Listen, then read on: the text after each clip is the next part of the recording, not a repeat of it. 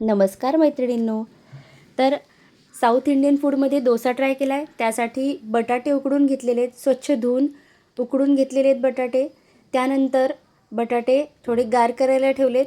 तर आपण बटाटे जे ते 2 तुकड्यांमध्ये चिरून मग उकडायला ठेवलेले आहेत, थोडे लवकर उकडण्यासाठी. त्यानंतर उकडून घेतल्यानंतर भांड्यामध्ये आपण ते बटाटे शिजवायला टाकलेले आहेत. तर छान थोडे मऊ होईपर्यंत शिजू द्यायचे आणि साल काढून गार होऊ द्यायचे. त्यानंतर गार झाल्यानंतर आपण बघू शकता बटाट्याच्या साली पटकन निघतात. त्यानंतर आपण साहित्य घेतले: वाटाणे, कांदा, बारीक चिरलेली मिरची, कोथिंबीर, कढीपत्ता आणि आलं लसूणची पेस्ट.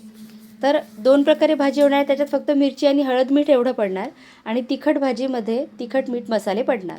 तर बघा, नेहमीप्रमाणे आपण जे ते फोडणी घालून घेतलेली आहे. त्यानंतर फोडणी घालून घेतल्यानंतर मिरची तळून घेतलेली आहे.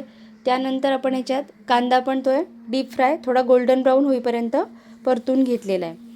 त्यानंतर आपण याच्यात कढीपत्ता ॲड करून तो पण परतून घेतलेला आहे. कांदा व्यवस्थित परतून, आणि भाजी 2 प्रकारे करायची, त्यामुळे आपल्याला एका भाजीमध्ये फक्त मिरची आणि बाकी हे सगळ्या गोष्टी ॲड करायच्या आहेत आणि तिखट हळद. आणि दुसरी जी तिखट भाजी आहे, दोन्ही प्रकारे घरात भाजी आवडते, यामुळे दोन्ही प्रकारची भाजी घरात बनवली जाते. आलं लसूणची पेस्ट पण याच्यात घातलेली आहे मी, अतिशय छान चव येते. त्यानंतर वाटाणे घातलेत, जे सध्या अवेलेबल आहेतच मार्केटमध्ये, आणि मसाला, धनेपूड, हळद आणि मीठ हे साध्या भाजीसाठी घातलेलं आहे. त्यानंतर कसुरी मेथीसुद्धा घातली, ती ऑप्शनल आहे. कोथिंबीर आणि कसुरी मेथी घालून साधी भाजी काढून ठेवली.